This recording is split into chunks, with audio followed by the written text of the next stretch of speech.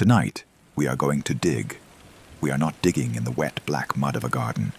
We are digging in the tell, the mound, the accumulation of 5,000 years of human history, packed down by the sun into a single, heavy hill of dust. Chapter 1. The Library in the Sand. We are traveling back to the Victorian era, to the year 1849. We are standing on the banks of the Tigris River, in the land that is now Iraq. But in this time, it is the Ottoman Empire. It is a wild, empty frontier. The heat here is physical. It is not just a temperature, it is a weight. It presses down on your shoulders like a heavy wool blanket. It is 110 degrees in the shade. The air shimmers. It distorts the horizon. When you breathe in, you taste the landscape. You taste the grit of the sand. You taste the dried clay. You taste the salt of the earth. You are standing in a trench. You are waist deep in the ground. Next to you is a man named Austin Henry Layard. He is an Englishman, but he is covered in the dust of the excavation. It coats his clothes. It turns his white shirt into the color of parchment. It sits in the creases of his skin. It clings to his eyelashes. He is looking for Nineveh, the lost capital of the Assyrian Empire. The city that was said in the Bible to be so large, it took 3 days to walk across it. For 2,000 years, this city was just a myth. It was a story told by prophets. But Layard believes it is here, sleeping beneath this mound of dirt called Koyunjik. Listen to the sound of the work. It is slow. It is rhythmic. There are no machines here. There are no engines. There is only the muscle of men and the iron of the tools. Layard raises his pickaxe. He swings. Clank. The metal hits the earth. It is a dull, heavy sound. The ground is hard as concrete. It has been baked by the sun for 25 centuries. Clank. He swings again. The vibration travels up the handle. You can feel the shock in your own hands. The wood of the handle is smooth, polished by sweat and friction. Clank. He stops. The pickaxe has hit something that is not dirt. It is not the dull thud of clay. It is the sharp ring of stone. He kneels down. He ignores the sweat stinging his eyes. He reaches out with his bare hands. Feel the texture of the dirt. It is Aeolian soil. Wind-blown dust, fine as flour, soft as talcum powder. It feels warm to the touch. He brushes it away. Swish, swish. He uncovers a slab. It is white gypsum, but it is not blank. It is carved. As the dust clears, a shape emerges from the dark earth. A wing, a muscular arm, a face with a long curled beard. It is a lamassu, a guardian spirit, a massive stone bull with the wings of an eagle and the head of a king. It has been staring into the darkness for 2,500 years, waiting for the light. Layard has found the palace, but he is about to find something much more important than a statue. He is about to find the voice of the ancient world. He digs deeper. He opens a doorway. He enters a room. The air inside is stagnant. It smells of deep time. It smells of dry rot and musk. It is the breath of the past, released after millennia. He holds up a lantern. The flame flickers in the dead air. He looks at the floor. The floor is covered in debris. It looks like broken pottery. Thousands of shards of clay scattered like leaves in autumn. He steps forward. Crunch. The sound is heartbreaking. It is the sound of ceramic breaking under a heavy boot. He stops. He crouches down. He picks up a fragment. It is a piece of clay, about the size of your hand. It is reddish-brown. It feels rough, like unglazed terracotta. He brings it close to the lantern. It is covered in marks. Tiny, wedge-shaped indentations, hundreds of them, packed together in tight, precise rows. Cuneiform, kunus, meaning wedge. This is the oldest writing system in the world. Layard holds the fragment. It is warm from the heat of the ground. He runs his thumb over the wedges. You can feel the texture. You can feel where the scribe pressed the reed stylus into the wet clay. You can feel the depth of the impression. This is not ink on paper. It is three-dimensional writing. It has texture. It has topography. Layard does not know it yet, but he has just walked into the library of Ashurbanipal. King Ashurbanipal was the last great king of Assyria. He was a warrior, yes. He hunted lions. But he was also a scholar. He bragged that he could read the difficult tablets of the Sumerians. He sent his scribes out to every temple in Mesopotamia. He told them, collect every text, every ritual, every myth, every star chart, bring them to me. He built this room to hold the knowledge of the human race. And then the enemies came. The Babylonians, the Medes. They burned Nineveh in the year 612 BC. The fire was intense. It melted the gold. It burned the tapestries. It brought the roof down. But clay loves fire. The fire did not destroy the library. It baked it. It turned the raw, sun-dried tablets into ceramic. It made them hard. It made them immortal. The fire that destroyed the city preserved the memory. Layard looks around the room. There are 30,000 tablets here, piled in the corners, buried in the dust. Imagine the silence of this library. It is not the hushed silence of a modern library, with the hum of air conditioning and the rustle of paper. It is a heavy, earthen silence, the silence of a cave. The walls are thick mud brick. They block out the sound of the wind outside. You are standing in a time capsule. Layard picks up another tablet, and another.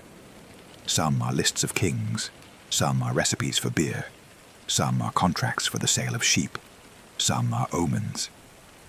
If a moth enters the palace, the king will die. But some of them tell a story that is older than the Bible. They tell the story of the beginning. They tell the story of the Anunnaki. Anunnaki. Those who from heaven to earth came. The Victorians in the trench wipe their brows. They put the tablets into baskets. Rattle. Clink. They carry them out into the blinding sunlight. The tablets are loaded onto rafts made of inflated sheepskins. They float down the Tigris River to Basra. They are loaded onto ships. They sail to London, to the British Museum. But we are not going to London. We are going to stay here. We are going to sink deeper into the sand. We are going to leave the 19th century and go back to the source. We let the dust of Layard's excavation settle. We let the wind blow over the trench, filling it back up. We watch the sun rise and set, thousands of times. The years peel away like layers of an onion. 1800 AD, 1200 AD, 1000 BC, 3000 BC. We arrive in Sumer, the land of the black-headed people. The landscape changes. The dry, dusty desert of the Victorian dig disappears. Water returns to the land. It is a marsh, a paradise of green. You are standing on the edge of the Euphrates River. But it is not the narrow, dammed river of today. It is a wild, massive flood. The water is brown and opaque. It is heavy with silt, the fertile mud that will build the first civilization. It moves with a slow, muscular current. Gurgle, lap, gurgle, lap. On the banks of the river, there are fields of reeds, giant reeds, 10 feet tall. They grow in thick walls. The wind blows through them. Swish, swish, swish. It is a dry, rustling sound, a whisper of organic matter. The air is humid. It sticks to your skin. It smells of life. It smells of wet mud, rotting vegetation, and fish. This is the Eden, the plain, the origin of the word Eden. And rising out of the mud, we see the first architecture. There is no stone here. There are no trees for lumber. There is only the earth. The people of Sumer took the mud from the riverbank. They mixed it with the straw from the reeds. They pressed it into wooden molds. They left it in the sun. The sun baked it into bricks. Millions of bricks. They stacked them up. They built walls. They built temples. They built cities that looked like mountains rising from the flat plain. Eridu, Uruk, Ur. Imagine the texture of the city of Uruk. Everything is brown. Everything is textured. The walls are rough to the touch like sandpaper. The streets are narrow and shaded.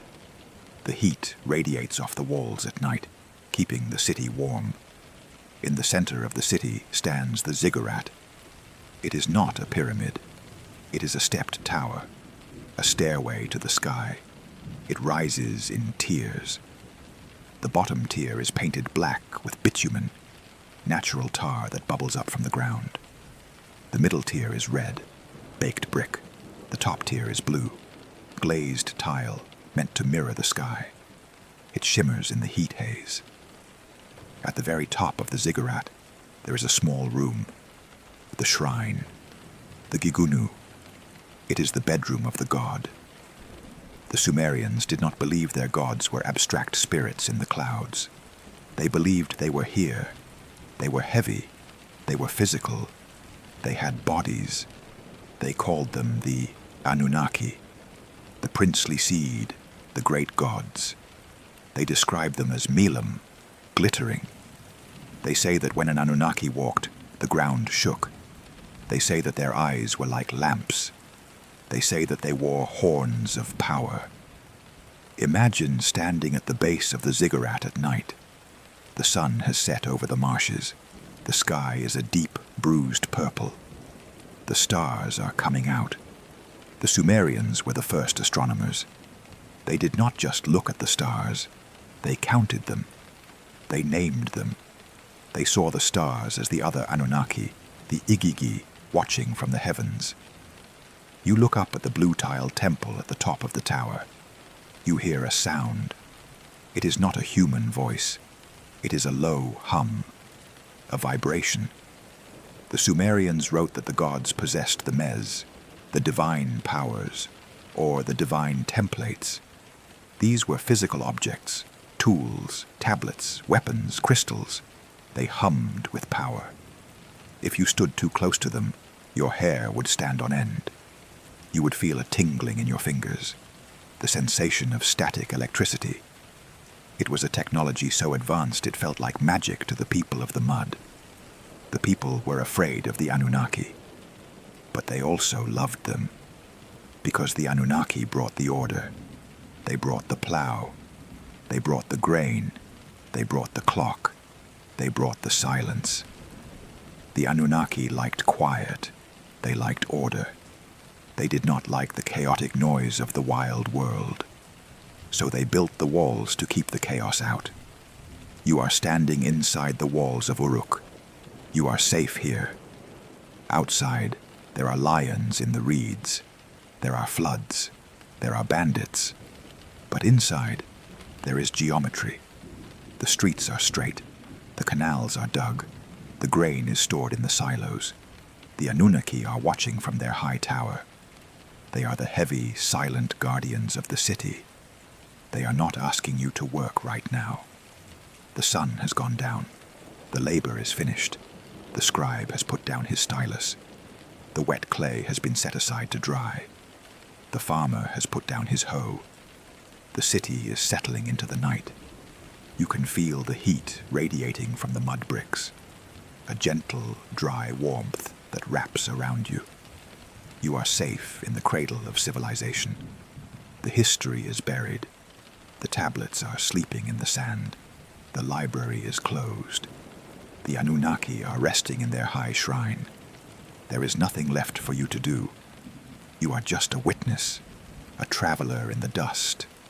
Let the wind of the desert blow over you. Shh. It smooths out the footprints. It erases the tracks of the day. There is only the sand, warm, dry, endless. You are buried in the comfort of deep time. Rest. Rest in the shadow of the ziggurat. Sleep. Chapter 2. The Wedge and the Stylus. The pickaxe of the Victorian archaeologist has fallen silent. The The dust of the excavation trench has settled back into the earth. We have left the 19th century behind, peeling back the layers of time like the pages of a heavy book. We are sinking deeper into the timeline. We are returning to the source. We are in the year 3000 BC. We are in the land of Sumer. The sun is just beginning to rise over the Mesopotamian plain. The light is pale gold, cutting through the morning mist that clings to the marshes. The heat of the day has not yet arrived. The air is cool, damp, and smells of sweet water and green reeds. You are standing on the bank of the Euphrates River. The water is wide and brown, moving with a slow, muscular current toward the Persian Gulf. It is the lifeline of the world. Without this water, there is only desert. With this water, there is civilization. We are here to witness the invention of history. We are here to see the moment when humanity decided to stop forgetting. We are going to visit the Aduba, the tablet house, the first school. But before we enter the room of learning, we must gather the materials. Writing in Sumer is not a matter of paper and ink. It is a matter of earth and plant. It is a marriage of the riverbank and the marsh. You kneel down by the water's edge. You roll up the sleeves of your linen tunic. You plunge your hands into the riverbed. Feel the shock of the cold water. Your fingers dig into the mud. It is not just dirt, it is clay. This is the flesh of Sumer. It is thick, heavy, and gray. It feels slimy and cool against your skin. It has no grit. It is pure, refined silt, washed down from the mountains of Anatolia over thousands of years, sifted by the current until it is smooth as butter. You pull up a handful. It makes a wet, sucking sound as it leaves the river. Squelch. You hold the lump of clay in your hands. It is heavy. It is dense. It drips water back into the stream. This is the blank page. You carry the clay back to the courtyard. You sit on a stone bench. Now begins the preparation. You cannot write on raw river mud. It is too wet. It is full of air bubbles. If you dried it now, it would crack. It would crumble. You must work it. You must knead it. Imagine the motion of kneading dough for bread. It is the same motion. You press the heel of your hand into the gray lump. You fold it over. You press again. Push, fold, turn. Push, fold, turn. You are forcing the air out. You are aligning the particles of the soil. You are making it consistent. The clay warms up in your hands. It becomes elastic. It stops sticking to your skin. It becomes a smooth, pliable ball. The smell is distinct. It is the smell of the deep earth. A mineral scent. It smells of rain and old stone. It is a grounding smell. Now, you shape it. You flatten the ball. You square off the edges. You create a rectangle about the size of your hand. It is thick, maybe an inch deep. It is slightly convex on the top, like a small pillow. This is the tablet. It is ready to receive the word. But you need a tool. You turn to the field of reeds growing behind you. The giant Arundodonax reeds. They grow 10 feet tall, swaying in the wind, rustling like dry whispers. You select a stalk. It is strong and straight. You cut a section, about the length of a chopstick. The reed is hollow. It has a hard, glossy outer skin and a soft, pithy interior. You take a small copper knife. You make a cut at the end of the reed. You do not cut it to a sharp point like a pencil. You cut it at an angle. You bevel it. When you look at the tip of the tool, it is not a circle. It is a triangle, a perfect geometric wedge. This is the stylus. Now, you have the clay and the reed, the earth and the plant. You walk into the Aduba. It is a long room made of sun-dried bricks. The walls are thick to keep out the heat. There are no windows, only high openings near the ceiling that let in beams of dusty light. It is quiet here. The noise of the city, the donkeys, the merchants, the temple singers, is muffled by the mud walls. There are rows of low mud benches. Sitting on the benches are the students, the sons of the tablet house. They are silent. They are focused. You sit down. You place the wet clay tablet in your left hand. It fits perfectly in your palm. It feels cool and heavy, a reassuring weight. You take the stylus in your right hand. You are about to write, but you will not scratch the surface. You will not draw lines. You will press. This is the secret of cuneiform. The word comes from the Latin cuneus, meaning wedge. Watch the motion. It is a rhythmic, percussive movement. You hold the stylus. You orient the triangular tip. You press it into the soft, wet clay. Press. The reed sinks in effortlessly. It displaces the clay. You lift your hand. Lift. It leaves a mark. A perfect, clean, sharp impression. It looks like a nail or a wedge. A wide head tapering to a thin tail. This is the fundamental atom of the writing system. One wedge. By changing the angle of the stylus, you can make a vertical wedge, a horizontal wedge, a diagonal wedge. You combine them. 2 horizontals, 1 vertical. That is a sound. 3 diagonals, 2 verticals. That is a word. It is not fluid like handwriting. It is architectural. You are building words out of little bricks of shadow. Press, lift, press, lift. The scribe does not rush. If he rushes, the clay will tear. The wedges will be messy. He must be deliberate. He is writing the word An. It looks like a star. 8 wedges radiating from a center point. It means star, but it also means sky, and it also means God. It is the name of Anu, the father of the Anunnaki, the king of heaven. The scribe presses the star into the clay. He writes the next sign, Kai. It looks like a diamond. It means earth. Anki, heaven and earth, the universe. The scribe sits in the cool shadow of the schoolroom. His breathing slows down. The act of writing in clay is hypnotic. It requires just enough focus to keep the mind from wandering, but it is repetitive enough to induce a trance. The smell of the wet clay rises up to meet him. It creates a small, humid microclimate around his face. He is recording a list. The Sumerians loved lists. They believed that if you listed things, you controlled them. He is listing the names of the gods. Enlil, the lord of the wind. Enki, the lord of the water. Ninhursag, the lady of the mountain. Inanna, the lady of the sky. Each name is a complex arrangement of wedges. Each name has weight. As he presses the names into the clay, he is doing something magical. He is giving the gods a physical form. He is trapping their essence in the mud of the river. He feels a sense of safety in this. The gods are vast, terrifying, and invisible. They live in the high Ziggurat or the deep ocean. But here, on the tablet, they are contained. They are held in the palm of his hand. He finishes the list. He smooths the edges of the tablet with his thumb. He erases a stray mark. Now, the tablet must dry. He stands up. He walks out into the courtyard. The sun is high now. The heat is intense. He lays the tablet on a wooden rack in the full glare of the sun. Now, the chemistry begins. The heat of the sun hits the wet clay. The water molecules begin to vibrate. They evaporate. They leave the clay. As the water leaves, the clay particles pull together. They shrink.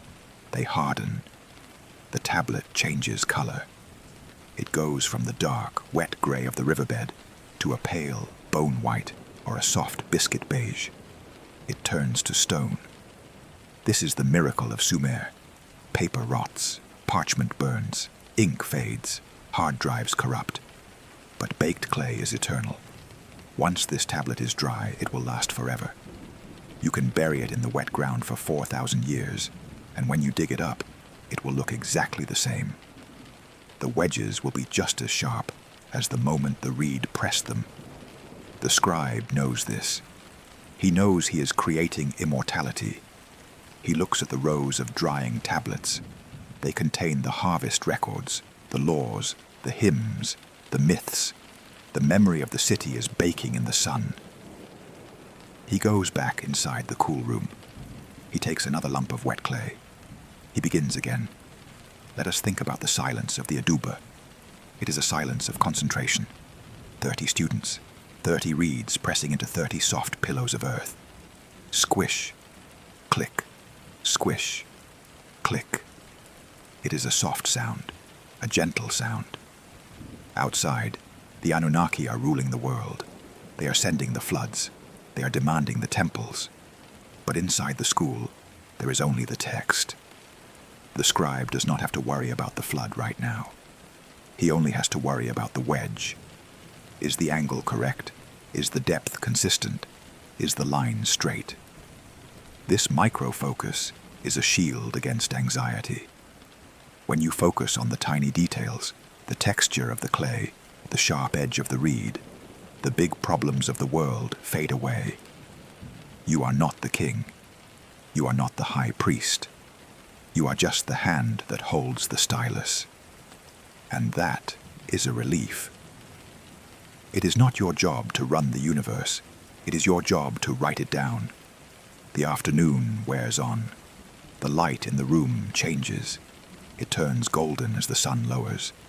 The scribe's hands are stained with gray mud. It dries on his skin, making it feel tight. It is a second skin of earth. He finishes his work for the day. He takes the leftover clay. He rolls it back into a ball. He throws it into the bin to be soaked and reused tomorrow. The cycle of the clay. Wet to dry. Dry to wet. Form to formless. He walks to the basin of water in the corner. He dips his hands in. He washes away the mud. The water turns cloudy. The earth returns to the water. He dries his hands on a rough cloth. They are clean. He leaves the tablet house. He walks out into the streets of the city of The sun is setting behind the ziggurat. The massive shadow of the tower stretches across the city, cooling the streets. The scribe is tired. His back aches from hunching over the tablet.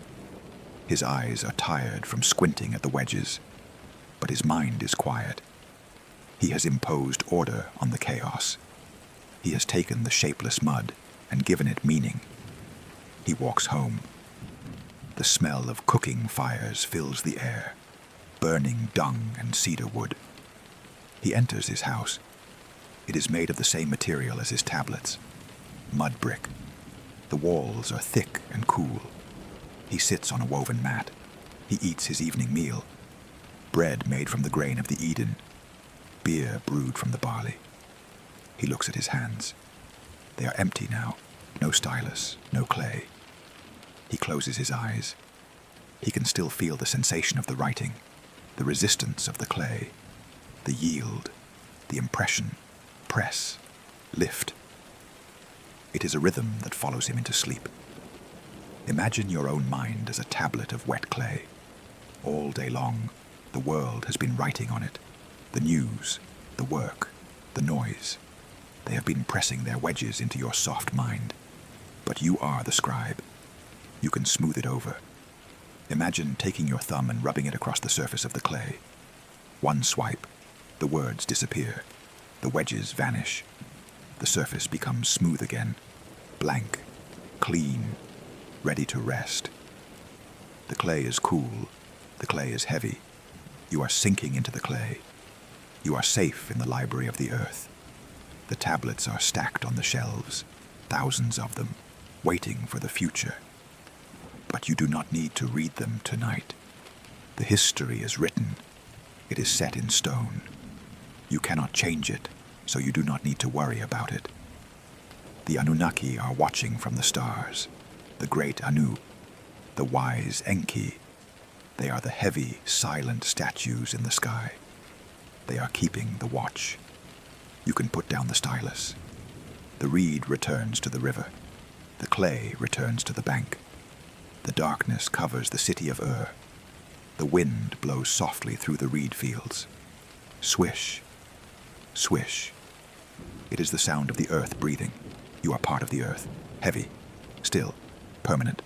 Rest in the silence of the scribe. Rest in the cool of the clay. Sleep. Chapter 3.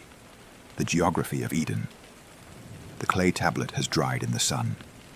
The scribe has washed his hands. The city of Ur has fallen silent behind its mud brick walls. We are leaving the city now. We are leaving the geometry of the streets and the shadow of the ziggurat. We are walking out into the wild. We are going to explore the raw material of the world. We are going to walk through the landscape that existed before the first king was crowned, before the first brick was laid, before the first word was written. We are going to the Eden. This is the Sumerian word for plain or steppe. It is the linguistic root of the word Eden, the garden of the gods. But do not imagine a manicured English garden with roses and clipped hedges. This is a primordial garden. It is a place of heat, water, and mud. It is a place of overwhelming biological power. It is the year 4000 BC. The sun is directly overhead. It is a white, blinding disk. The heat is absolute. In the shade of the reeds, it is 115 degrees. In the direct sun, it is hot enough to bake clay in minutes. You are standing on the edge of the world.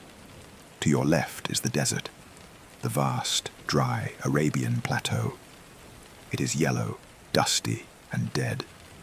To your right is the Zagros mountain range, purple, hazy, distant peaks capped with snow.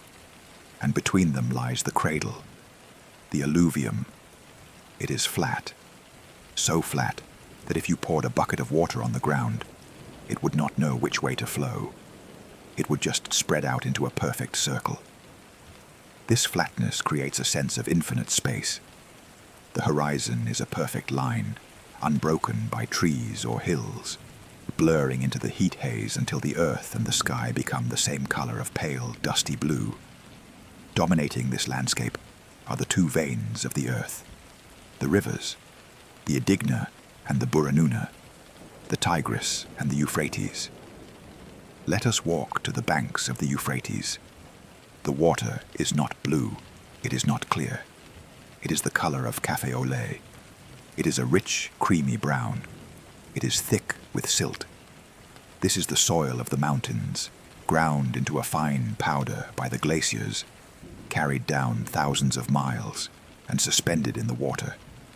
The river does not rush. It is too heavy to rush. It slides. It moves with a massive, silent momentum. It is viscous. It swirls in slow, oily eddies near the bank. Swirl.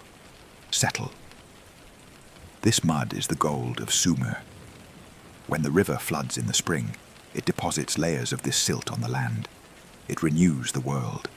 It creates a soil so fertile that if you drop a seed, it grows overnight. But it is also chaotic. The river changes course. It bursts its banks. It wanders across the flat plain like a serpent seeking shade. Walking here, the ground is soft. It is spongy. You sink slightly with every step. The earth is holding water. We move away from the main channel. We enter the marshes, the ahwar. This is a world of water and grass. It is a labyrinth of shallow lakes, narrow channels, and islands of mud. The vegetation here is singular. It is dominated by one plant, the reed, Phragmites australis, the giant reed. Imagine a field of grass, but the grass is 15 feet tall. It towers over you. It blocks out the sun. It creates a green canyon. The reeds are thick as a man's wrist. They are green and yellow, jointed like bamboo. You walk into the reed forest. The temperature drops. The sun is blocked by the canopy of green leaves high above. It is humid here. The air is heavy with moisture. It clings to your skin. It smells of photosynthesis. It smells of wet chlorophyll and decomposing roots. Listen to the sound of the reeds. It is a specific kind of silence. A rustling silence. The wind blows over the marsh. The reeds bend. They rub against each other. Swish, click, swish, click. It sounds like 1,000 people whispering. This is the sound of the Anunnaki whispering to the earth. The marsh is alive. Dragonflies with wings the color of sapphires hover over the water. Frogs sit on the lily pads, watching with unblinking eyes. Herons stand motionless in the shallows, like statues carved from white stone. It is a place of waiting, a place of gestation. You are wading through knee-deep water. It is warm. It is teeming with life. Tiny fish dart around your ankles. You come to a clearing, an island of dry mud in the center of the water. Here we see the first architecture. Before the ziggurat, before the brick, there was the mudhif, the reed house. The Sumerians did not fight the landscape. They wove it. Watch the process of building a home in Eden. The builders gather the giant reeds. They tie them into bundles. Huge fascines of reeds, as thick as a tree trunk. They dig holes in the ground. They plant the bundles in 2 rows, facing each other. Then they do something impossible. They bend them. The reeds are strong, but they are flexible. The men pull the tops of the bundles together. They curve them over to form an arch. They tie the tops together with ropes made of twisted reed fibers. It forms a perfect parabolic arch, a tunnel of woven grass. They weave mats to cover the sides. They leave openings for the air to flow. The result is a cathedral made of plants. Let us step inside the mudhif. It is cool. The thick layers of reeds insulate against the scorching sun outside. The air flows through the woven walls. The light inside is beautiful. It is filtered. It is a pattern of light and shadow, geometric squares of sun falling on the woven mats of the floor. It smells of dried grass, a sweet, hay-like smell. This structure is ancient. It is the design that the gods gave to men. When Enki, the god of wisdom, wanted to warn humanity about the great flood, he did not speak to the king directly. He spoke to the wall of the reed hut. Wall, listen. Reed hut, listen. You are sitting inside that hut now. You are sitting inside the listening wall. The structure creaks gently in the wind. It is flexible. If an earthquake comes, the mud brick cities will crack and fall. But the reed house will just sway. It will dance with the earth. It is impermanent, yet eternal. The reeds rot and return to the mud, and new reeds grow to take their place. We leave the hut. We walk back toward the river. The sun is beginning to lower in the west. The white heat is turning to a golden haze. The water of the Euphrates turns the color of copper. We look out over the plain, the Eden.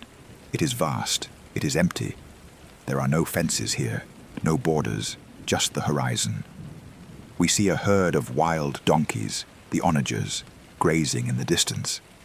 They are dusty and gray. They move slowly. We see a lion, the Mesopotamian lion. It is resting in the shade of a tamarisk bush. It is not hunting. It is sleeping. It is heavy with heat. This is the world before the work began. The Sumerian myths tell us that before mankind was created, the Anunnaki lived here alone. But they did not live in luxury. They lived in labor. The myths say that the younger gods, the Igigi, had to dig the canals. They had to dredge the river. They had to clear the marsh. Can you imagine the gods working? Imagine beings of immense power, standing knee-deep in the mud, holding baskets, digging, scoop, lift, scoop, lift. For 2,500 years, the myth says, they toiled. They shaped the geography. They straightened the rivers. They drained the swamps to make fields for the grain. The landscape we are looking at is not natural. It is a terraformed garden. Every canal is a scar left by the gods. Every field is a testament to their hunger. They wanted the grain. They wanted the beer. They wanted the comfort of civilization. But the work was too hard. The mud was too heavy. The sun was too hot. So they went on strike. They burned their tools. They surrounded the house of Enlil, the king of the gods, and demanded relief. And that relief was you, humanity, the Lulu, the worker. We were created to take the basket from the hands of the gods. Standing here in the marsh, you can feel the weight of that heritage. We are the gardeners of Eden. We are the canal diggers. We are the brick makers. But tonight, the work is stopped.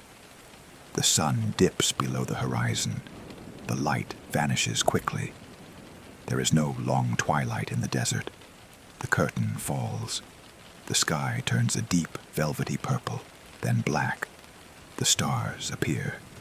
In the dry desert air, without the light pollution of the modern world, the stars are terrifyingly bright.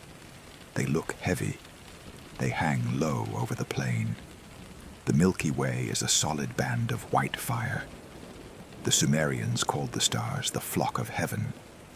They believed the stars were the soldiers of the Anunnaki, watching from the ramparts of the sky. You look up. You see Venus, the star of Inanna. It is burning like a lamp. You see Jupiter, the star of Marduk. You see the constellations, the bull of heaven, the scorpion, the great twins. They are turning.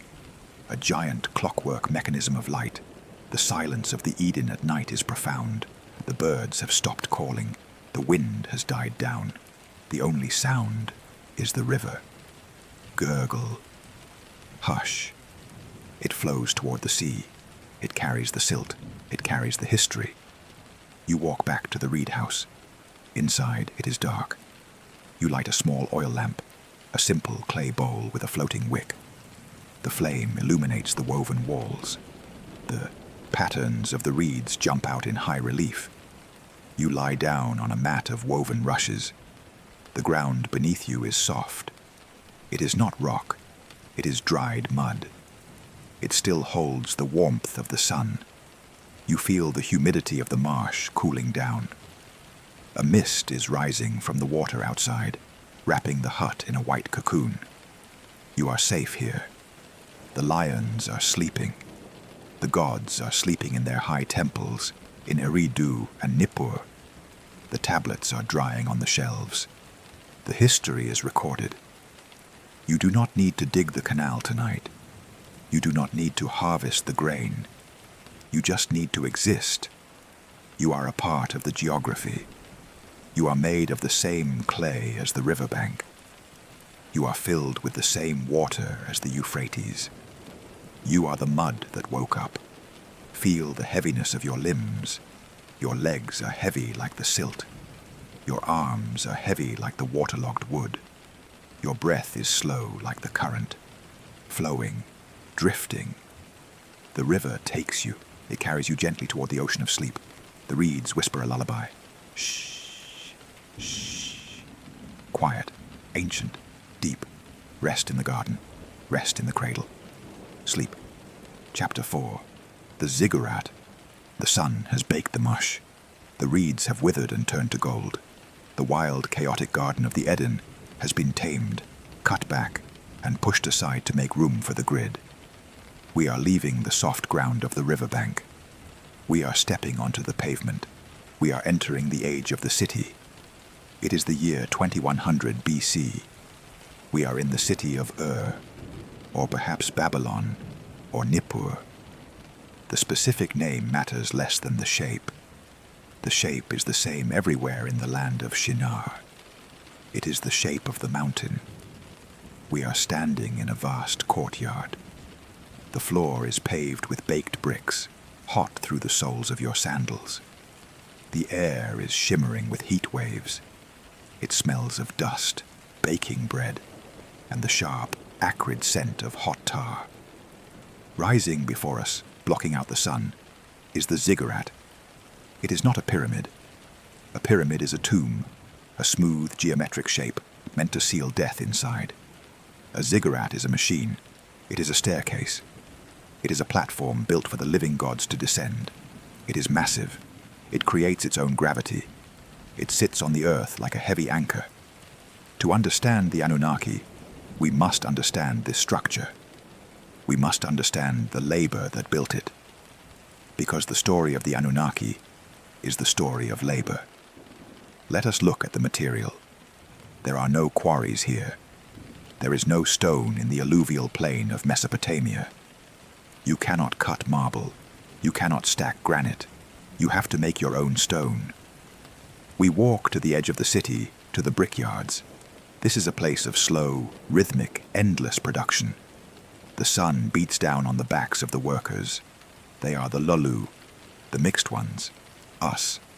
They are knee-deep in pits of mud, river mud, thick, grey, and heavy.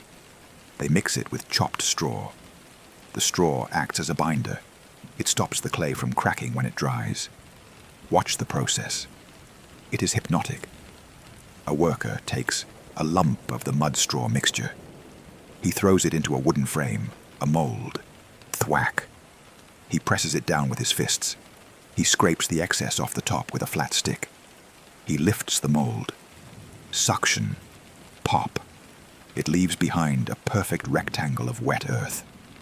A brick. He does it again, and again, and again.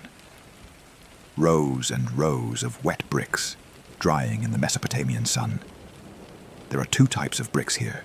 The sun-dried brick. These are pale gray. They are cheap.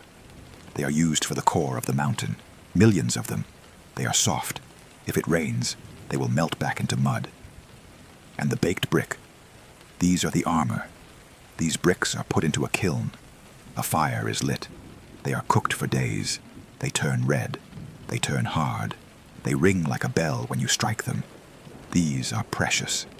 They are used for the outer skin of the ziggurat. They protect the soft core from the weather. Now, we need mortar. You cannot use cement. You use bitumen. This is the black blood of the earth.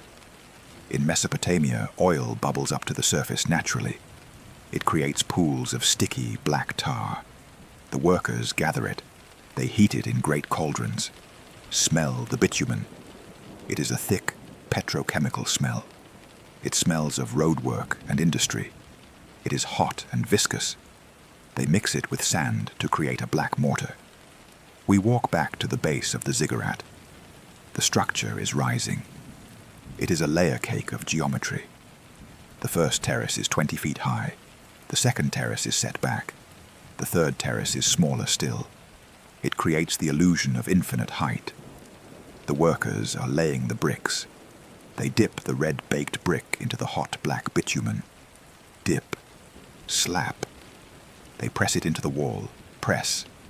The black tar oozes out between the red bricks. It creates a striking contrast. Red and black. Fire and night. They are building the Enki, the temple of the foundation of heaven and earth. The Tower of Babel. Imagine the weight of it. Millions of tons of earth, reorganized by human hands into a perfect square. As the walls rise, they do not go straight up. They lean inward. This is called the batter. It makes the structure look stable. It makes it look like it is growing out of the ground, like a mountain root. But a mountain of mud has a problem. It holds water. If the moisture from the ground wicks up into the bricks, the core will rot. The ziggurat will collapse. So the architects, the priests of Enki, installed a technology. Weep holes. Look closely at the walls. Every few feet there is a hole. A square opening filled with broken pottery. These are drains. They allow the moisture inside the mountain to breathe. They allow the ziggurat to sweat. It is a living system. We stand at the bottom of the central staircase. It is a ramp of brick, rising steeply toward the first terrace. It is wide enough for 20 men to walk abreast. Let us begin the climb. We are leaving the noise of the city below. We are leaving the market, the donkeys, the dust. We take the first step. The brick is hard under our sandals. Step, step, step. The climb is slow. The angle is steep. You can feel the muscles in your legs working. You can feel your breath deepening. This is a ritual ascent. You are moving from the mundane world to the sacred world. We reach the first terrace. We stop to catch our breath. We look down. The city of looks different from here. It looks like a map. You can see the grid of the streets. You can see the curve of the river. You can see the green line of the palm groves and the brown line of the desert. The people look small. They look like ants. This is the perspective of the Anunnaki, the view from above. We turn and continue climbing. The second staircase is steeper. The air feels cleaner here. The dust of the ground does not reach this high. We reach the second terrace. Here, the bricks are not red. They are glazed. The Babylonians believed that the ziggurat should mirror the cosmos. The bottom was black, the underworld. The middle was red, the earth. The top is blue, the sky. We are walking on blue tiles now. Lapis lazuli glaze. It is a deep, electric blue. It shimmers in the sun. It looks like we are walking on water, or walking on the night sky. We reach the third terrace, the summit. We are 100 feet in the air. The wind is stronger here. It blows the heat away. It whistles around the corners of the high temple. In the center of the blue platform stands the shrine, the Gigunu. It is a small building. It is not a cathedral. It is a house. It has a door made of cedar wood, brought all the way from the forests of Lebanon. The wood is fragrant. It smells of resin and spice. It is covered in gold leaf. The gold glows in the sunlight. It is blinding. This is the waiting room. The Sumerians believed that the god, Enlil, or Marduk, or Nana, did not live here all the time. They lived in the sky, or they lived in the deep Abzu. But when they came to visit the city, this was their guest room. This was where they slept. We push open the heavy cedar door. The hinges are bronze. They move silently, well-oiled. We step inside the shrine. It is dark. After the blinding brightness of the Mesopotamian sun, the darkness is absolute. It takes a moment for your eyes to adjust. The air inside is cool. The thick walls insulate the room completely. It is silent. The wind outside is gone. The noise of the city is gone. There is only a profound, heavy stillness. As your eyes adjust, you see the furniture. There is a table. On it, a golden bowl, a loaf of bread, a jar of beer, offerings. And there is a bed. A couch covered in precious fabrics. Wool dyed purple. Linen bleached white, gold embroidery. The bed is empty. The god is not here. Or perhaps the god is invisible. But the presence is here. The weight of the deity. The Anunnaki were described as heavy, kabdu. When they were present, the air felt thick. The atmosphere was charged, like the air before a thunderstorm. Static electricity. You stand in the center of the shrine. You feel the solidity of the floor. You are standing on top of a mountain of millions of bricks. All that labor. All those hands mixing mud. All that fire in the kilns. All that tar bubbling in the cauldrons. It was all for this. To create this one small, quiet room in the sky. A place for the god to rest. And in a way, a place for you to rest. The ziggurat is an anchor. It pins the city to the earth. It connects the ground to the heavens. Because it is so heavy, it makes you feel light. You do not have to hold up the sky. The tower is doing it. You walk to the corner of the shrine. You sit down on the cool, glazed tiles. You lean your back against the wall. You are safe here. No flood can reach this high. No enemy can climb the walls. You are in the highest, most protected point of the civilization. You listen to the silence. It is a silence that has been manufactured. It is a silence that was built. Outside, the sun begins to set. The light coming through the doorway turns from white to gold to red. The blue tiles of the terrace outside darken. They merge with the twilight. The stars begin to come out. The Igigi, the watchers, they look down at the tower. The tower looks up at them. It is a connection of lights. The scribe in the city below has finished his tablet. The farmer has finished his field. The work of the world is pausing. The god Enki is returning to the Abzu, the deep water. The god Enlil is resting on the mountain. You can feel the gravity of the structure pulling you down. Not in a bad way, but in a grounding way. You are stable. You are supported by history. The mud brick is warm against your back. It releases the heat of the day slowly, radiating a gentle warmth into the night. It is like a battery of heat. You close your eyes in the dark shrine. You visualize the bricks beneath you, layer upon layer. The blue bricks of the sky, the red bricks of the earth, the black bricks of the foundation. They are locked together, bitumen and clay. They will not move. For 2,000 years, they will stand here. The wind will blow, the sand will drift, but the mountain will remain. You are part of the mountain now. You are heavy. You are still. You let go of the effort of climbing.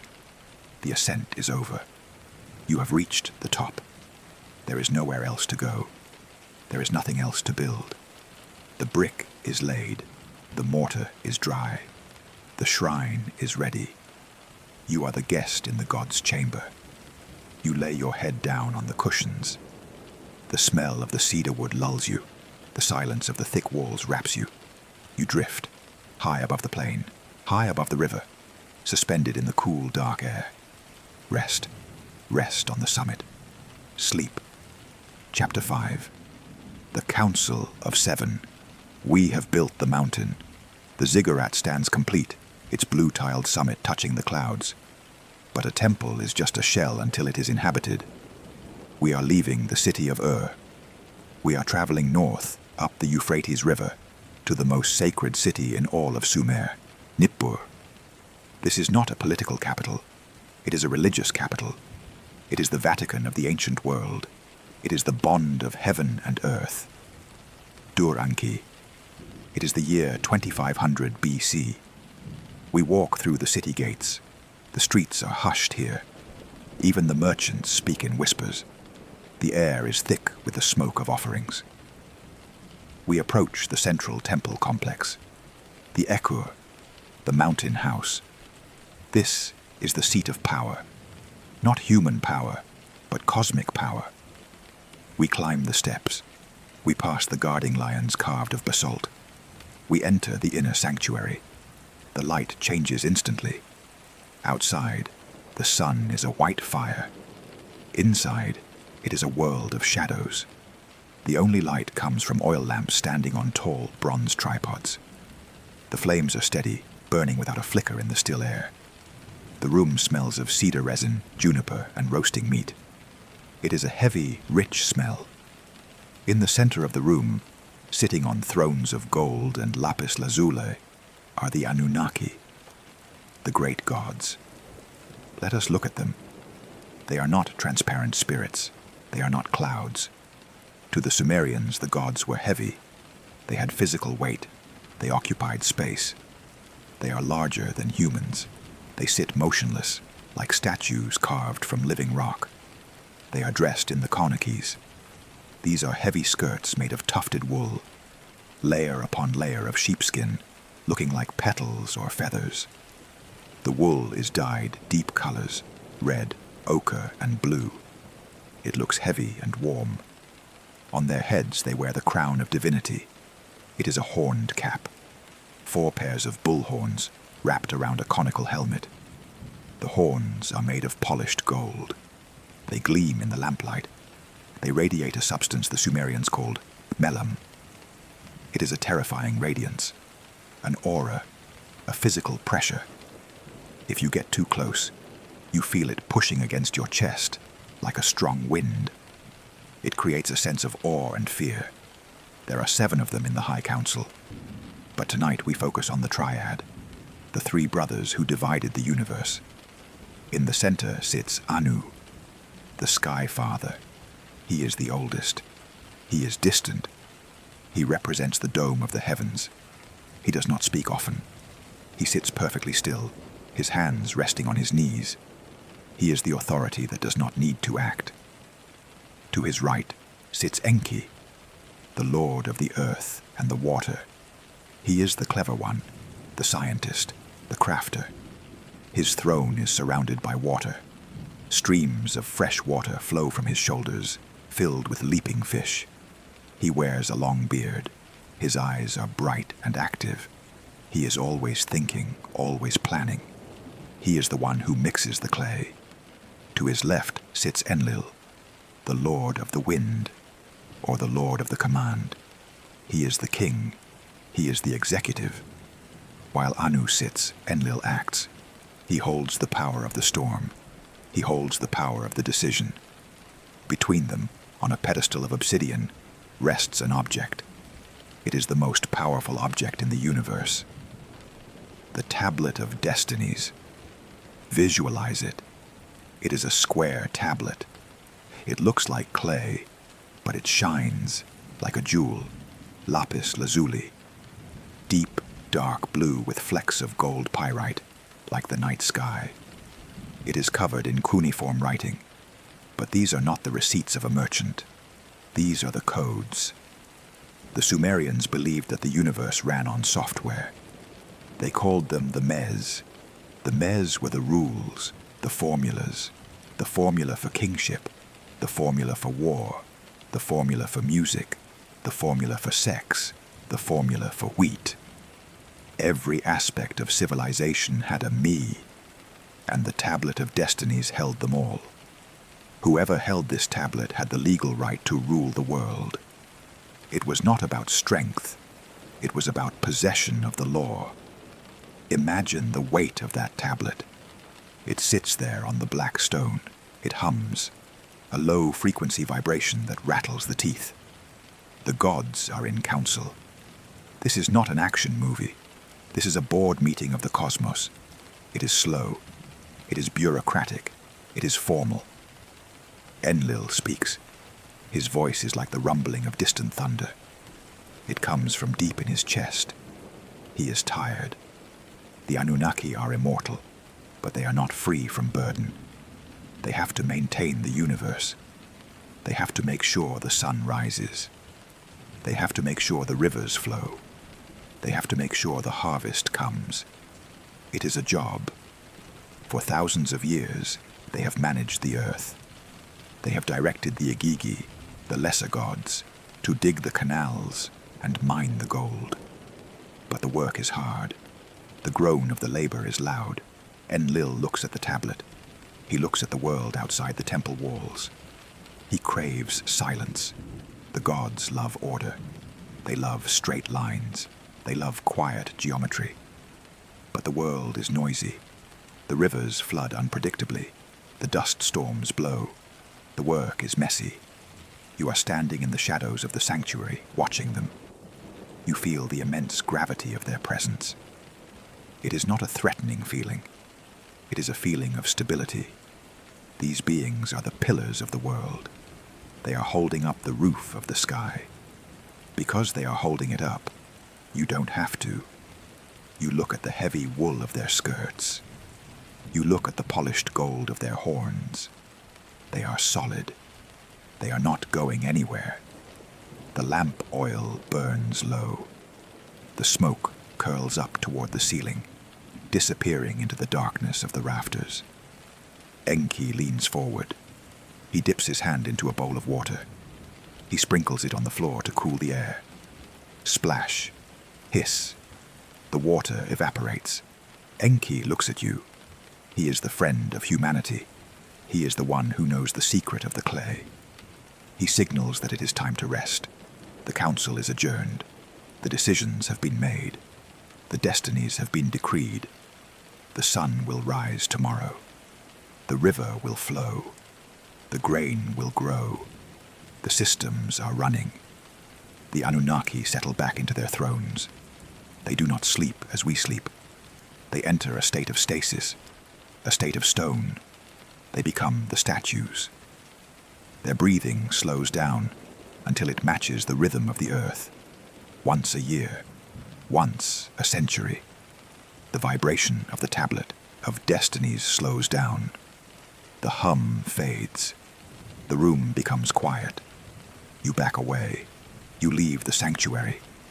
You walk back out past the lions. You walk out into the courtyard of the Ekur. The night air of Nippur is cool. The stars are wheeling overhead, the great flock of the gods. You feel small, but in the Stoic sense, smallness is a gift. You are not the king of the universe. You do not have to wear the heavy horned crown. You do not have to carry the tablet of destinies. That weight belongs to them. Your weight is light. You walk through the silent city. The houses are dark. The people are sleeping on their rooftops to escape the heat of the ground. You climb the stairs to your own roof. You lie down on a woven mat. You look up at the ziggurat. It stands black against the stars, a mountain of shadow. You know the gods are inside. You know they are keeping the watch. You can let go. The administration of the world is in competent hands. The laws of physics are written on the blue stone. They will not change tonight. Gravity will hold. The atmosphere will hold. You are safe in the system. Feel the mat beneath your back. Feel the cool night breeze moving the air. The wind of Enlil. It blows away the heat. It blows away the worry. You are just a creature of clay, soft, malleable, at rest. Let the heavy, static presence of the gods anchor you. They are the stone. You are the water. Flow around them. Drift into the dark. The council is silent. The tablet is safe. Rest. Rest in the shadow of the mountain. Sleep. Chapter 6. The creation of the worker. We have seen the high council of the gods sitting on their thrones in Nippur. We have seen the glitter of their crowns and the weight of their tablets. But now, we must look away from the sky. We must look down. We are leaving the clean, incense-filled air of the temple. We are descending into the mud. We are traveling back to a time before humanity existed, a time when the earth was silent of human voices, but loud with the sound of labor. We are going to the Abzu. In Sumerian mythology, the Abzu is the deep, freshwater aquifer that lies beneath the earth's crust. It is the source of all springs, all wells, all rivers. But it is also a place of mining, a place of excavation. It is dark here. The sun of the Aiden does not reach this deep. The only light comes from the glowing skin of the worker gods. These are the Igigi. The Anunnaki are the royalty. The Igigi are the laborers. The younger gods. Imagine them. They are tall, muscular beings, but they are not dressed in fine wool. They are stripped to the waist. Their skin is covered in dust. Their hands are calloused. They are digging. For 2,500 years, the text says, they have been digging. They are digging the Tigris. They are digging the Euphrates. They are dredging the canals that will water the land. Listen to the sound of the work. It is a rhythmic, metallic clinking. Clink, lift, clink, lift. They swing heavy pickaxes made of bronze. They strike the hard earth. They break it apart, crack. They shovel the debris into baskets, heavy woven reed baskets. They lift the baskets onto their shoulders. They carry them up the long winding paths out of the deep, dumping the spoil onto the plain. Dig, load, carry, dump, dig, load, carry, dump. It is the rhythm of exhaustion. The text of the Atrahasis, the ancient Babylonian epic, describes it clearly. When the gods, like men, bore the work and suffered the toil of the gods was great, the work was heavy, the distress was much. You can feel the humidity in the tunnel. It is hot. The air is thick with sweat and mineral dust. The walls are dripping with the water of the Abzu. The Igigi are tired. They look at their hands. They look at the endless piles of earth. They look up at the ziggurat, where Enlil is sleeping in his cool cedar chamber. They stop. One worker drops his pickaxe. Clang. Another drops his shovel. Thud. The rhythm stops. The silence in the mine is sudden and shocking. They gather their tools, the spades, the hods, the baskets. They pile them up in the center of the excavation. They light a fire. They burn the tools. We are done, they say. The load is excessive. It kills our eyes. They march to the house of Enlil. They surround the palace. They chant. It is the first strike in history, the first labor dispute. Enlil wakes up. He is terrified. He calls a council. He wants to send weapons. He wants to force them back to work. But Enki, the lord of the earth, the wise one, raises his hand. He looks at the workers. He sees their pain. He agrees with them. The work is too heavy, Enki says. But the work must be done. The canals must be dug or the world will dry up. He proposes a solution. He says, let us create a substitute. Let us create a primitive worker. A being strong enough to carry the basket, but smart enough to follow orders. A being made of the earth itself. We travel now to Enki's laboratory, the Bit Shimti, the house of creation. It is located on the edge of the Abzu. It is a room of wet stone. In the center of the room is a large vat, a mixing bowl made of clay. Enki stands there. Beside him is Nintu, the birth goddess, the lady of the womb. They are about to perform chemistry. Enki walks to the edge of the great deep. He reaches down. He scoops up a handful of clay. This is the clay of the Abzu. It is not ordinary dirt. It is the primordial matter. It is rich, dark, and heavy. It contains the minerals of the planet: iron, carbon, calcium. He places the clay in the vat. It sits there, a lump of potential, cold, inert. But clay alone is not enough. Clay has no spirit. It needs a spark. It needs a ghost, Temu. The myth gets darker here. To give the creature life, they must sacrifice a god. They choose a god named Geshtu-e, the one who has intelligence. We will not focus on the sacrifice, only the result. They take the blood of the god, the divine essence, the DNA of the sky, and they pour it into the clay. Now, the mixing begins. Imagine the sound of the mixing. Squish, slap, squish, slap. The hands of the goddess Nintu work the material. She folds the divine blood into the earthly mud. She is binding the heaven to the earth. The mixture changes texture. It becomes warm. It starts to pulse. The clay is no longer gray. It is turning pink. It is turning brown. It is taking on the color of skin. Nintu chants as she works, a low, rhythmic incantation. She is singing the software into the hardware. She pinches off 14 pieces of clay, 7 on the left, 7 on the right. She shapes them. She smooths the head. She forms the arms. She defines the fingers. It is the ultimate pottery. She places the forms in the womb goddesses, the molds. And then they wait. 10 months pass. The months of destiny. The room is silent. The clay is gestating. And then the opening. The forms emerge. They are the first humans. The Adapa, the model man. They open their eyes. They look at Enki. They are not gods. They do not shine with melam. They do not shake the earth when they walk. They are smaller. They are fragile. But they are alive. Enki looks at them.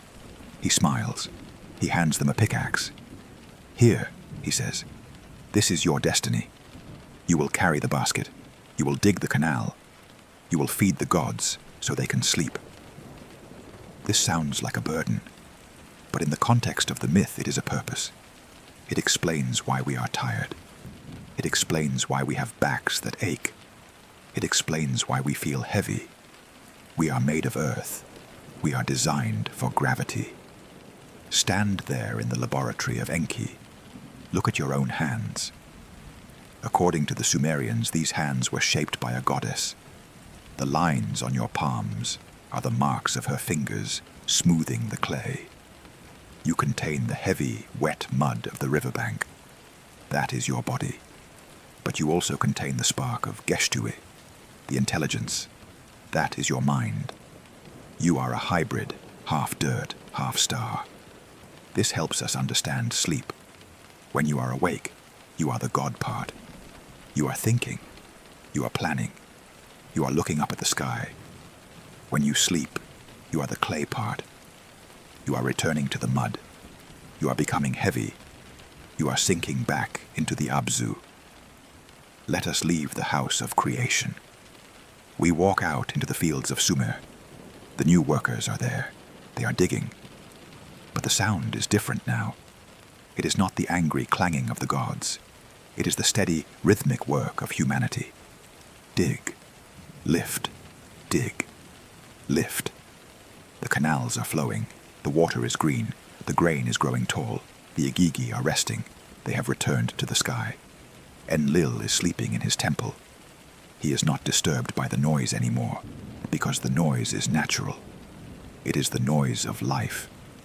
You are standing by the canal. The water flows past you, cool and brown. You put down your own tool.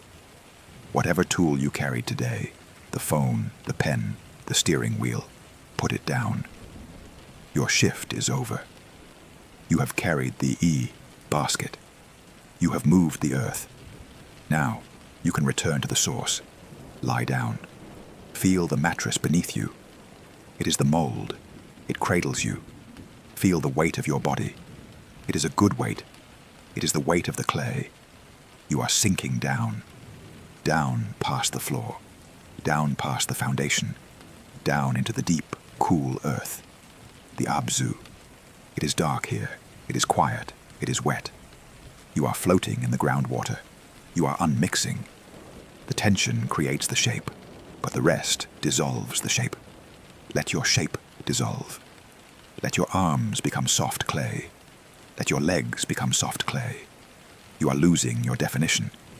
You are becoming one with the bed. Nintu has finished her work.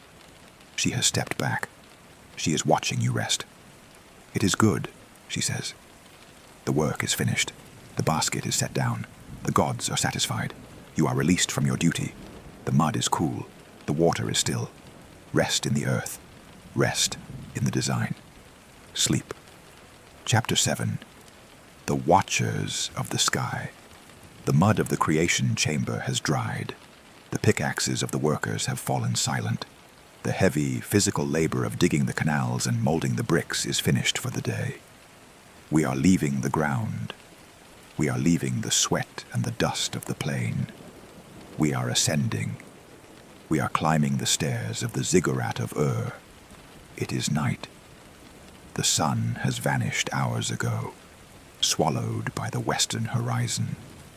The city below us is a grid of shadows. The fires in the courtyards have burned down to embers.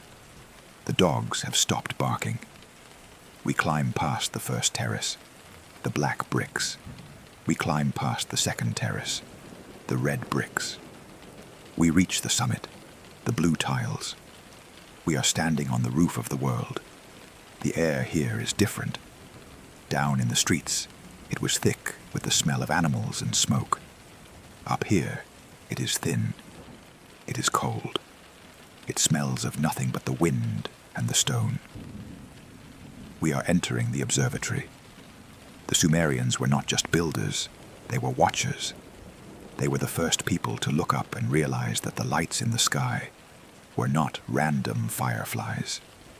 They were a clock. They were a script. Standing on the flat roof are the priests, the Enuma Anu Enlil, the scribes of the sky. They are dressed in heavy linen robes against the chill of the desert night. They sit perfectly still on woven mats. They do not speak. They do not move. They are waiting. They are holding tools. Simple tools. A sighting tube made of hollow reed. A plumb bob. A string with a lead weight to measure the vertical line. A clay tablet, still wet, resting on their knees. They are waiting for the transit. Look up. The sky over Mesopotamia is not the sky we see today. There is no light pollution. There is no haze of industry. It is a dome of absolute, terrifying clarity. It is a bowl of obsidian studded with diamonds. The stars are so bright, they look wet. They look heavy. The Sumerians believed that the sky was a solid stone dome, the tin stone, and the stars were engraved into it. Tonight, we are going to watch the machinery of the heavens. The priests are watching the ecliptic, the path of the gods. This is the road that the sun, the moon, and the planets travel across the sky. They see a light rising in the east. It is brighter than the others. It does not twinkle. It burns with a steady white fire. Inanna, the queen of heaven, the planet Venus. The priest raises his reed tube. He aligns his eye. He tracks the planet. He makes a mark on his tablet. Press. He is recording the position. He is building a database. Night after night, year after year, century after century. These men sat on these roofs and wrote down every movement of every light. They noticed that the stars moved together, like a fixed curtain. But the wanderers, the planets, moved independently. They were the Anunnaki walking across the sky. Jupiter was Marduk, the king. Mars was Nergal, the god of war. Mercury was Nabu, the scribe. Saturn was Ninurta, the judge. By watching them, the priests were not just doing science. They were reading the diary of the gods. But to track them, they needed a system. They needed a way to divide the sky. They needed math. And this is the gift of the Anunnaki that you still carry in your pocket today. The sexagesimal system. Base is 60. Why 60? Look at your hand. You have 4 fingers. Each finger has 3 joints. Count them with your thumb. 1, 2, 3, 4, 5, 6, 7, 8, 9, 10, 11, 12. 12 on one hand. Now, look at your other hand. You have 5 fingers. 5 times 12 is 60. It is a perfect number. You can divide it by 2, by 3, by 4, by 5, by 6, by 10, by 12, by 15, by 20, by 30. It is the number of the gods. The priests took the sky and divided it into a circle of 360 degrees, 6 times 60.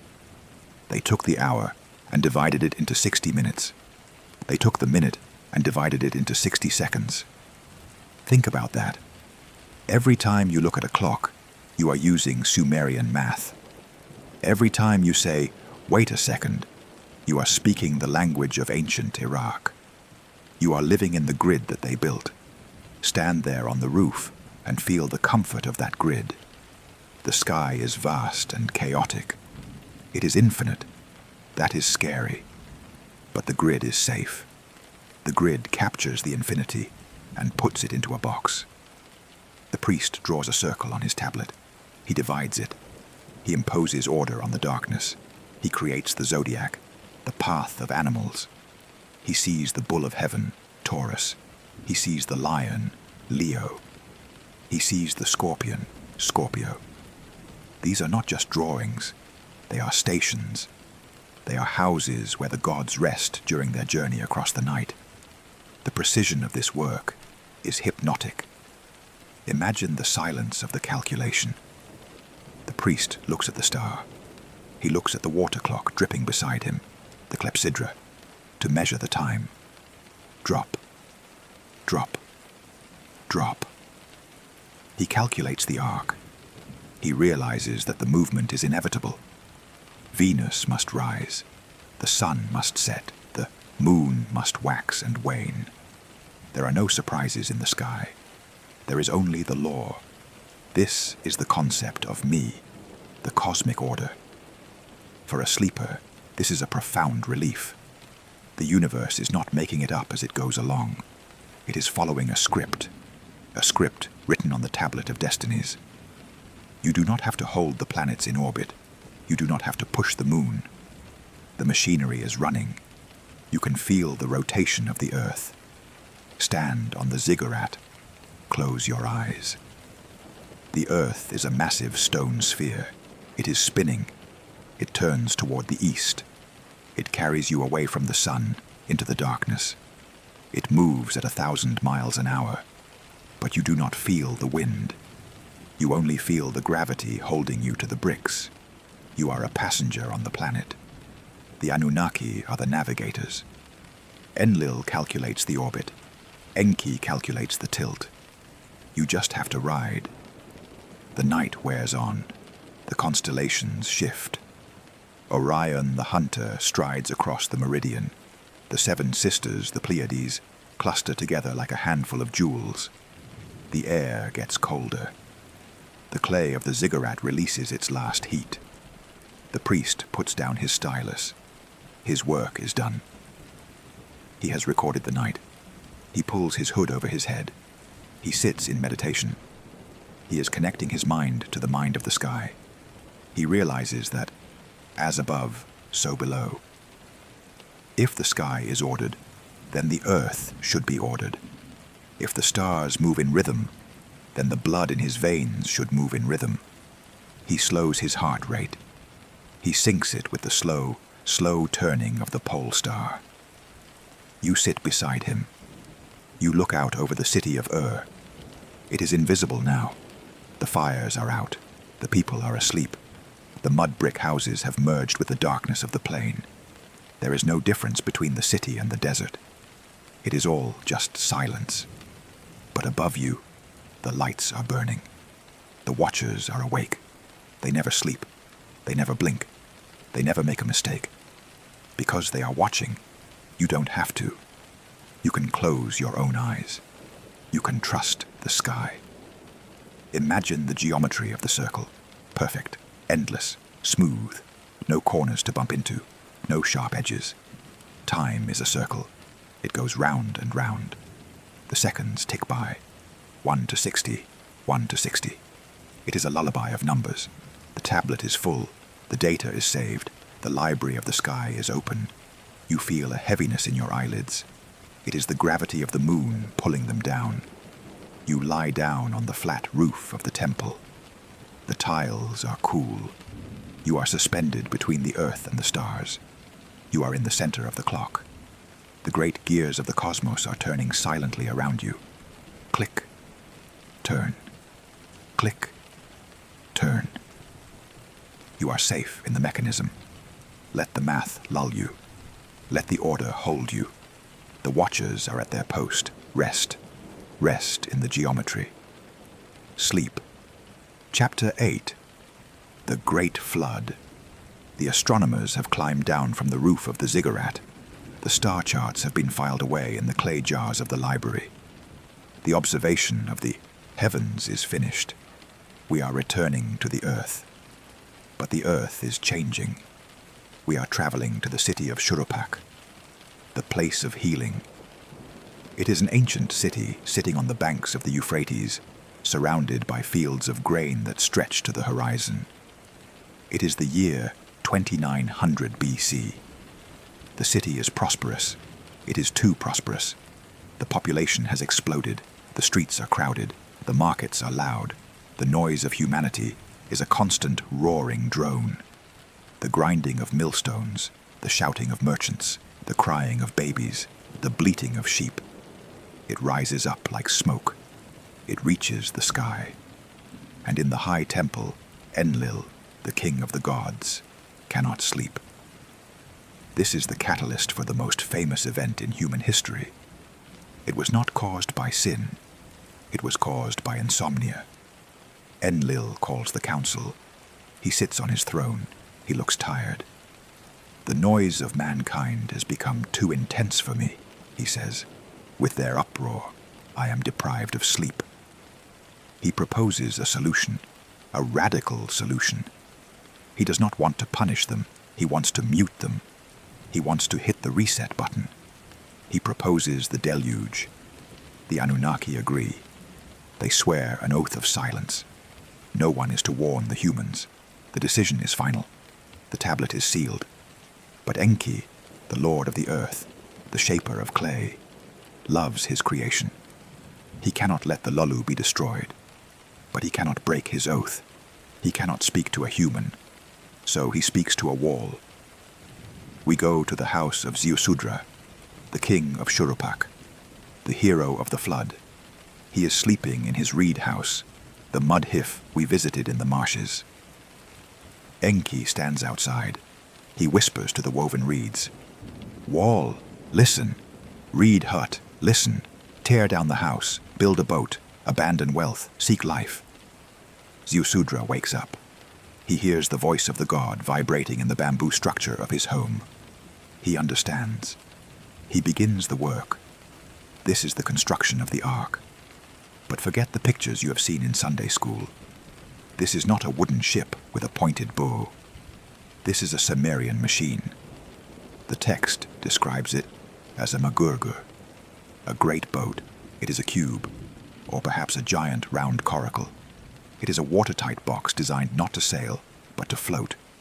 It is a masterpiece of waterproofing. Let us watch the process. It is a sticky, heavy, aromatic process. Ziusudra gathers the wood, cedar from the mountains, pine. He gathers the reeds, thousands of bundles. He builds the frame. It is a lattice of timber, strong and flexible. But the most important ingredient is bitumen. We saw it in the brickyards, the black tar, the blood of the earth. Ziusudra orders the kilns to be fired. They melt the pitch.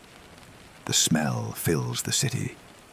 It is a thick, chemical smell. The smell of hot roadwork. The smell of sealants. He coats the inside of the boat. Slap. Spread. He coats the outside of the boat. Slap. Spread. 3 layers of tar. It creates a black, shiny skin. It seals every crack. It seals every joint. The boat is no longer made of wood. It is made of the earth. It is a capsule. He divides the interior. He builds decks. He builds compartments. And then, the loading. He does not load 2 of every animal in the world. He loads the seed of life. The domesticated animals, the sheep, the goats, the cattle, the grain, the beer. He loads his family. He loads the craftsmen who helped him build it to preserve the technology of civilization. The sky begins to darken. The clouds gather over the Zagros mountains. They are not gray. They are black. They look like bruises on the sky. The wind dies. The birds stop singing. The air pressure drops so low your ears pop. Ziusudra stands by the door of the ark. The bitumen is still warm to the touch. He looks at his city one last time. The mud brick houses, the dusty streets. He steps inside. He closes the door. He seals it with a final layer of pitch. Slap. Seal. The light is gone. He is inside the box. And then the rain begins. It does not start with a few drops. It starts as a wall. The texts say, "The dikes of heaven opened." It is a white noise. Shh. It is so loud that you cannot hear your own voice. It is a physical weight hammering against the roof of the boat. And then the ground gives way. Enki unlocks the Abzu. The fountains of the deep break open. The water rises from below. The water falls from above. The world is being sandwiched between 2 oceans. Inside the ark it is dark. It is humid.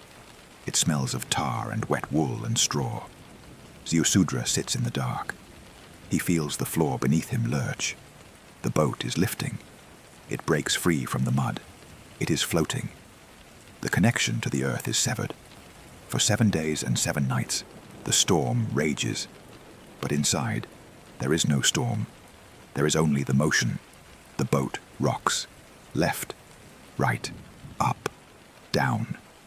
It is a chaotic motion at first, but as the water gets deeper, the waves get longer.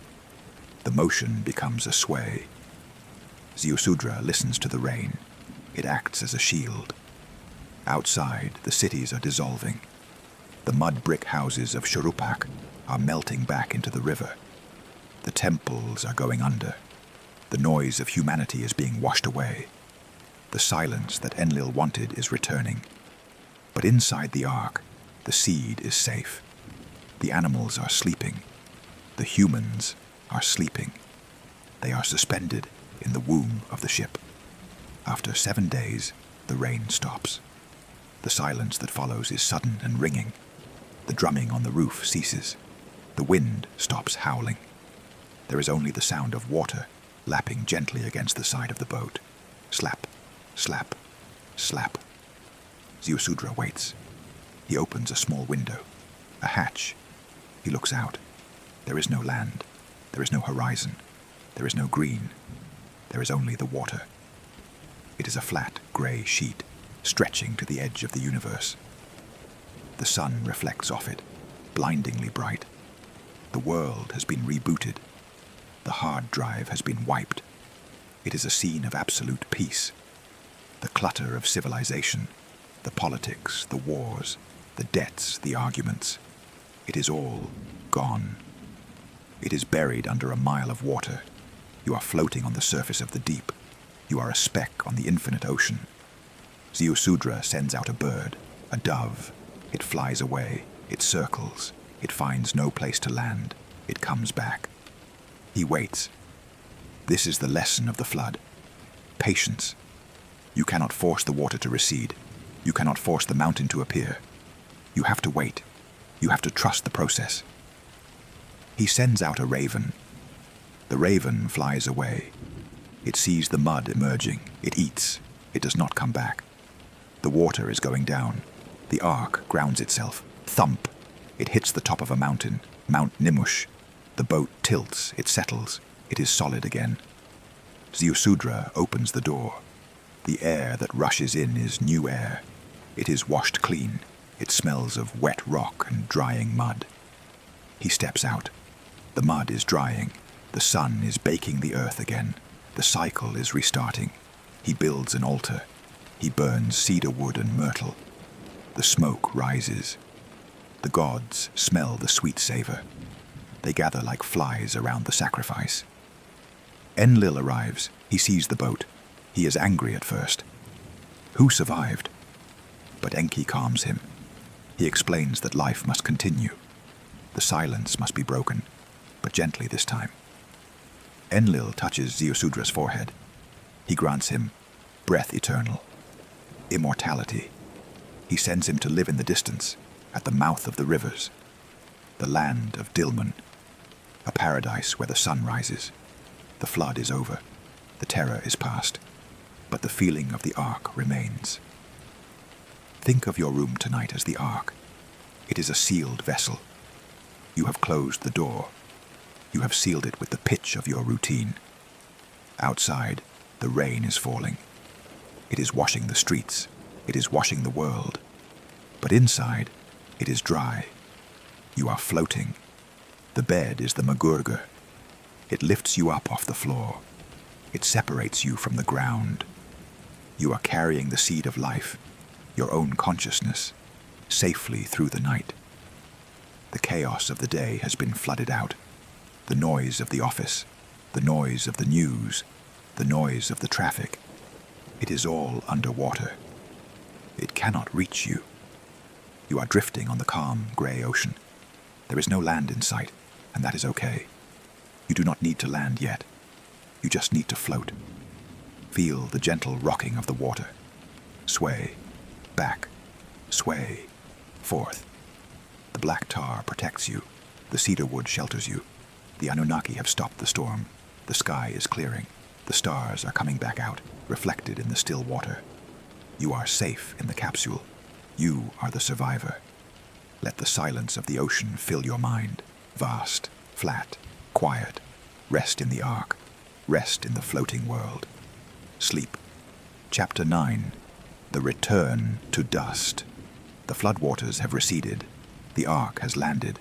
The world has been washed clean and repopulated. The cities of Sumer rose again. Ur, Uruk, Lagash, golden and proud in the sun. But nothing lasts forever. Not even the cities of the gods. We are moving forward in time one last time. We are traveling to the year 2004 BC. The sun is setting on the Sumerian civilization. We are standing outside the walls of Ur. The air is hot and dry. The humidity of the marshes is gone. The green reeds are gone. The landscape has changed. Look at the ground. The soil, once black and fertile, is now covered in a white crust. It glitters in the twilight. Salt. This is the silent killer of empires. For 2,000 years, the farmers irrigated the fields with the water of the Euphrates, but the water contained salt. As the water evaporated in the fierce heat, the salt remained. Year after year, layer after layer, the salt poisoned the earth. The wheat stopped growing. The barley withered. The black-headed people could no longer feed the gods. There is a silence here now. It is not the silence of peace. It is the silence of abandonment. The canals are dry. They are filled with dust. The wooden gates of the locks are broken and rotting. The wind blows across the empty fields. Whoosh, hiss. It carries the sand from the Arabian desert. The sand is reclaiming the Eden. We walk through the city gates of Ur. The streets are empty. The people have left. They have moved north, to Babylon, to Assyria, seeking fresh soil. The houses are dark. The doors are open, swinging gently on leather hinges. We approach the Ziggurat, the Etemeniguru, the house of the moon god, Nanna. It is still majestic. Its brickwork is still solid. But the blue tiles at the summit are losing their shine. The dust is coating them. The Anunnaki have packed their things. The Sumerian texts describe this moment. They call it the lament for Ur. They describe the gods abandoning their temples. Enlil has abandoned the shrine. The gods have flown like birds to the clefts of the mountains. They lifted the weight of their presence. The Melam, the terrifying radiance, has faded. The statue of the god stands alone in the high chamber, gathering dust. The Mez, the divine templates, the software of civilization, have been taken away. We climb the stairs of the Ziggurat one last time. The brick is crumbling. The wind is rounding off the sharp corners. The geometry is softening. We sit on the edge of the terrace. We watch the desert take over. It is a slow process. It is a geological process. First, the roof falls in. Then, the walls slump. Then, the sand piles up against the foundations, year by year, storm by storm. The sand drifts into the courtyards. It fills the rooms. It buries the library. The 30,000 tablets we saw in Chapter 1, the receipts, the myths, the star charts, they are being covered. They are being tucked in. The earth is taking back its memory. The city turns into a tell, a mound. It looks like a natural hill, a hump in the flat landscape. If you didn't know what was underneath, you would think it was just a pile of dirt. But we know. We know that underneath the sand, the bricks are still there. The streets are still there. The history is safe. It is a form of preservation. The sand protects the clay. It keeps it dry. It keeps it dark. It seals the time capsule. You are sitting on top of the mound. The sun has gone down. The night has returned to Mesopotamia. The wind dies down. The sand stops moving. The silence is absolute. There is no river noise now. No birds, no voices, just the stars. The same stars that the priests watched, Venus, Jupiter, Saturn, they are still there. They haven't changed. They are watching the ruins just as they watched the palaces. You feel a sense of profound relief. The story is over. The struggle is over. The digging is done. The building is done. The writing is done. It is all finished. You do not have to save the civilization. You do not have to fix the canals. You can just let it sleep. You lie down on the soft, warm sand. It molds to your body. It supports you. You feel the heat radiating from the buried city beneath you. The warmth of 5,000 years of history. It is a heavy, grounding warmth. You are the archaeologist of your own mind. You have dug up the thoughts. You have examined them. And now, you are burying them again. Let the sand cover your worries. Let the wind smooth out the surface of your mind. Make it a flat, empty plain. The Anunnaki have returned to the sky. The lords of the earth are resting. You are safe in the desert of the night.